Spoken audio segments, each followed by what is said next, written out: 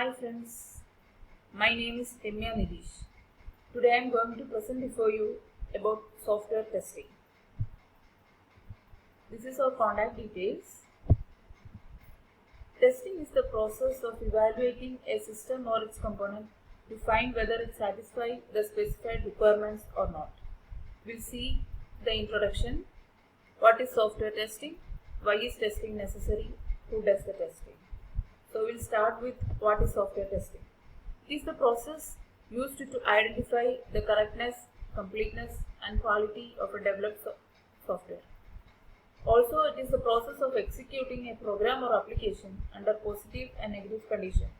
It is mainly done by two means, that is the manual or automation testing. Also, it will check for specification, functionality and performance. Why is testing necessary? It is important to test the software before its deployment. An early start to testing reduces the cost and time to rework and produce error-free software that is delivered to the client. However, in software development lifecycle, testing can be started from the requirement gathering phase and continued till the deployment of the software. Software development lifecycle, that is SDLC, we will see in the coming sessions. Who does the testing? In large companies, they have a team to test or evaluate the developed software according to the requirement. Developers also conduct testing, which is called unit testing. In many cases, the following professionals are involved in testing a system: software tester, software developer, project lead or manager, and the end user. Generally, when the system or application does not act as per expectation, we call it as error or fault and so on. So, we have to check the difference between them. First one is the error. It is a human action that produces the incorrect result that produces a fault. Bug. The presence of error at the time of execution of the software. Fault. Fault is a state of software caused by an error. Failure. Failure is the deviation of the software from its expected result. It is also an event. The next is quality. The degree to which a component, system or process meets specified requirements or the user or customer needs and expectations. That is quality. Next is the quality assurance. Quality assurance includes activities that ensure the implementation of process, procedures and standards in context to verification of developed software and intended requirements. Quality control. It includes activities that ensure the verification of a developed software with respect to the documented requirements. We'll see the difference between quality assurance and quality control. In quality assurance, it focuses on process and procedures rather than conducting actual testing on the system. In case of quality control, it focuses on actual testing by executing the software with an aim to identify its bug or defect through the implementation. Quality assurance is a process-oriented activity and quality control is a product-oriented activity. And we'll see the responsibilities of QA and QC. QA is the responsibility of the entire team, while QC is the responsibility of the tester. Quality assurance prevents the introduction of issues or defects. Quality control detects, report and correct defects. Quality assurance evaluates whether or not quality control is working for the primary purpose of determining whether or not there is a weakness in the process. In quality control, evaluates if the application is working for the primary purpose of determining if there is a defect in the functionality. Testing and debugging. As I said earlier, testing involves identifying bug or error or defect in a software without correcting it. It is just identification. Normally, professionals with a quality assurance background are involved in bugs identification. Debugging involves identifying, isolating and fixing the bugs. Developers who code the software conduct debugging upon the encountering an error in the code. Next is the fundamentals of testing. First one is testing shows presence of defects. The first principle deals with testing can show that defects are present, but it cannot prove that there are no defects. That is, testing reduces the probability of undiscovered defect remaining in the software, but even if no defects are found, it is not a proof of correctness. That is the first principle. The second one is exhaustive testing is impossible, which means testing everything is not feasible except for trivial cases. Instead of exhaustive testing, risk analysis and priority should be used to focus testing efforts. And the third fundamental is the early testing.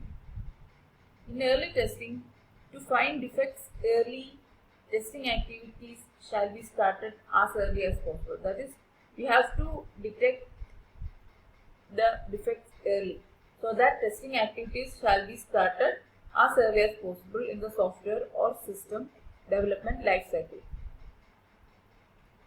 The fourth one is defect clustering. Testing effort shall be focused proportionally to the expected and later observed defect density of modules.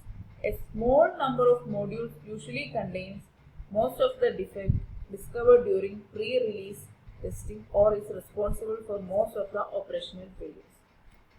And the fifth one is pesticide paradox.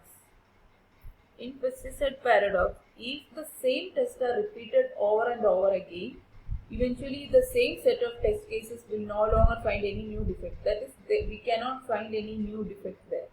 To overcome this pesticide paradox, test cases need to be regularly reviewed and revised. The sixth one is testing is context dependent. Testing is done differently in different contexts. For example, safety critical software is tested differently for an e-commerce site. That is an example. And the last one is absence of errors fallacy. Finding and fixing defects does not help if the system build is unusable and does not fulfill the user's needs and expectations. The next topic is software testing process. The first one is planning and control. The second one, analysis and design. Third one is implementation and execution. Fourth one is evaluation, exit criteria and reporting. Fifth one is test closure activities. To see the first one, test planning. In test planning, we establish the scope, approach, resources, schedule and specific tasks in the intended test activities that comprise the rest of the test process. The second one is the test control.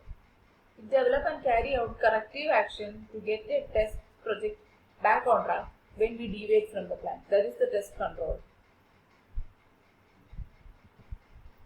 Next one is the test design. In test design, we determine how we will test what we decided to test during the analysis. Next is the test implementation. In test implementation, we carry out the remaining activities required to be ready for the test execution, such as developing and prioritizing our test procedures, creating test data, and setting up test environments. Test execution. In test execution, we run out test against the test object. Next one is evaluating exit criteria. Exit criteria is an important document prepared by quality assurance team to adhere to the imposed deadlines and allocated budget. Also, this document specifies the conditions and requirements that are required to be achieved or fulfilled before the end of software testing process. Also, at a high level, exit criteria are a set of conditions that would allow some part of process to complete. Test closure. It is a document that gives a summary of all tests conducted. It also gives a detailed analysis of bugs removed and errors found. Test result reporting. In test result reporting, we want to report our progress against exit criteria as described above. This often involves details related to the status of the test project, the test process, and the quality of the system under test. And the types of testing are, there are the different types of testing that may be used to test a software during SDLC, manual testing and automation testing. In manual testing, includes testing a software manually, that is without using any automated tool or any script. In this type, the tester takes over the role of an end user and tests the software to identify any unexpected behavior or bug. There are different stages for manual testing such as unit testing, integration testing, system testing and user acceptance testing. These all testing we will discuss in the upcoming sessions.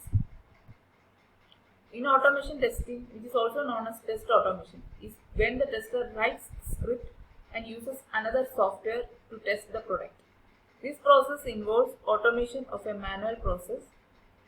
It is used to rerun the test scenarios that were performed manually quickly and repeatedly. Thank you for watching us. If you have any doubts, any clarification, please contact us. Thank you.